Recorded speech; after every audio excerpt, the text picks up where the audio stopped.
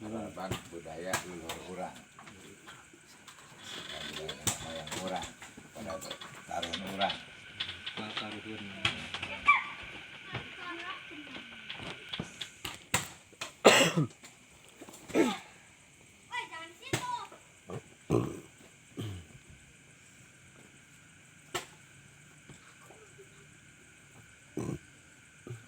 Tahun 1544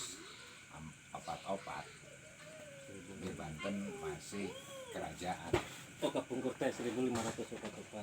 dan ayat kesultanan. Sarajana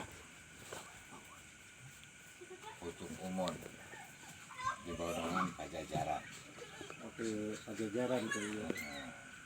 Pucung Umon di bawah naungan Pajajaran. Pucung Umon itu ada bapak Panembahan Agung Sorosoan Pajajaran. Gaduh Rai Nimas Ratu Kaung Anten.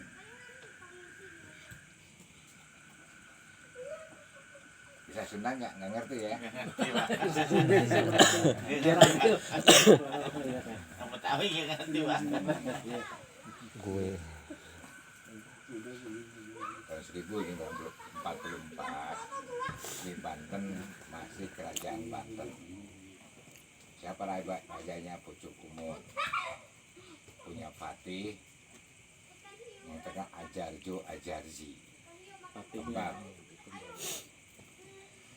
Anak saya Pucuk Umon, anaknya Panembahan Agung Sorosoan. Nah, Agung namanya Sorosoan. Panembahan Agung saya pada Agung di Kerajaan Pajajaran. Panembahan Agung Sorosoan punya putra dua, Pucuk Umon dengan Nimas Ratu Kaung Anten. Nimas Ratu Anten nikah dengan Sultan Cirebon, Sultan Cirebon. namanya Syarif Hidayatullah. oh saya Sunan Gunung. Terkenalnya Sunan Gunung Jati. Punya keturunan 4, perempuan 2, laki 2. Anak pertama Sabah Kingking, anak kedua Patulokan, anak ketiga Salama, anak keempat Aisyah.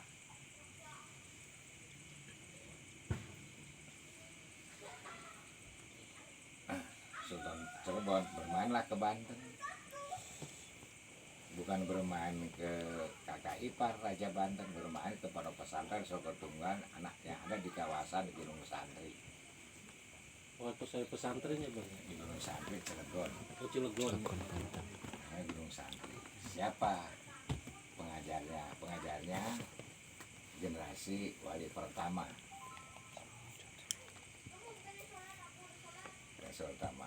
Karena kalau kata bahasa peradaban ada sejarah. Sejarah baru tingkat yakin. Belum ketemu siapa-siapa.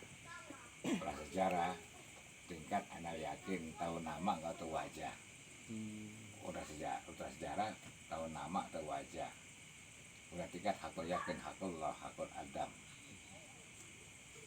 Generasi wali tahunya kan kalau kata sejarah tahunya kan wali Songo ini generasi yang sekarang generasi kelima wali Songo. Oh, sejarah itu Generasi Kelima, Pak, ya? yang kelima. Wali Songo sekarang generasi kelima, generasi pertama. Yang dikatakan Sosudakir, Jundil Kubro, Malam Maghribi, Malam Ishak, Malam Ibrahim, Ali Akbar, Hasanuddin, itu generasi pertama.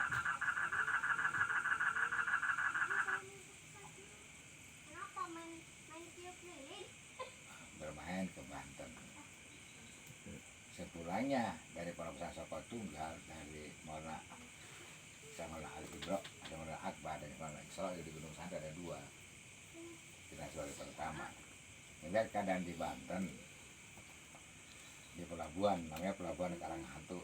Pelabuhan Karanghantu dari zaman kerajaan sampai sekarang masih namanya Karanghantu. adanya di mana Pak Karanghantu itu Di Kesultanan Banten. Oh, di Kesultanan Banten. Pelabuhan Karanghantu Kesultanan Banten. Ada pelabuhan di situ. Pelabuhan pertama di Karanghantu, masih zaman kerajaan. Sampai sekarang juga masih Karanghantu. Dan pedagang yang muslim hanya pedagang-pedagang pendatang dari luar Indonesia.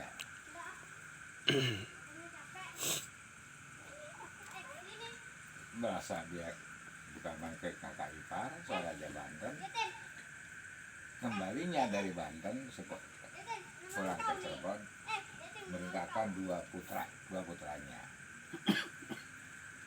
sama Kingking dengan Patu Rosa untuk mengesamkan uanya Oh, Raja Banten. sama sengaja. Itu ada tertulis serta di Alkitab Sobah di Sobah karangan sahabat Salman. Ada di Alkitabnya ada pakem Bantennya. Jadi dua putra Sultan Jerman untuk mengisahkan uanya. Berangkatlah ke Banten. Sebelum ke Banten minta petunjuk dulu. Kemana? Ke penguasa para pesantren Soko Tunggal di Gunung Santri. Petunjuk baru bermain ke kerajaan Banten. Lihat kedatangan ponakannya sangat bahagia dan gembira Raja Banten. Ponakan. Adanya Raja Banten nikah dengan Sultan Cirebon. Nama Nimas Saru tahu.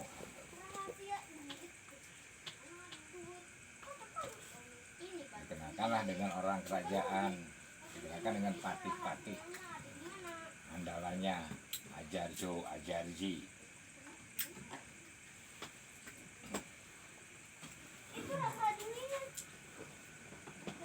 Berhasil, uanya suruh masuk Islam, ngikutin ajaran Allah. Uak diciptakan oleh Allah, sebenarnya Allah. Ya, berusaha raja ngadepin ponakan. Boleh saja uak masuk Islam, cuman kita ngadu kesaktian, ngadu kejagoan, ngadu kedikdayaan. Kalau uak kalah, uak ngikutin ajaran ponakan, ngikutin ajaran ibu kamu. Ibu kamu adalah adik saya. Oh, Kalau ponakan kalah, ponakan ikut ajaran saya, ajaran Kapitayan, ajaran Sunda Wiwitan. Disetujui di situ dengan kedua belah pihak. Sepulangnya dari kerajaan dicegatlah oleh Patih Raja Banten yang sangat sakti, mandraguna kalau kata bahasa wayang. Ajarji. Ponakan Raja Banten, sebelum kamu ngadu kesaktian dengan rajaku sebagai Patih di kerajaan Banten, ini ngejajah kesaktian ponakan Raja Banten.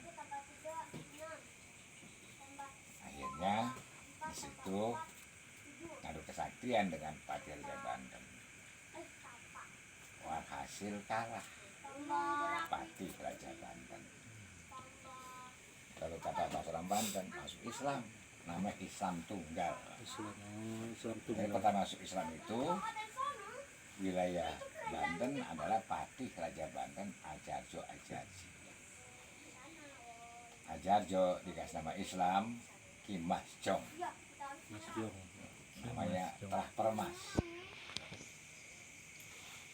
Ajarji dikasih nama Agus Jong, namanya itu bagus. Oh, tuh bagus, tuh bagus. Jadi asal usulnya itu dari Patih Raja Banten. Masih Raja udah masuk Islam.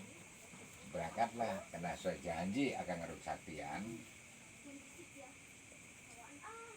Raja Banten menyiptakan ayam dari meteor dari besi Polosani.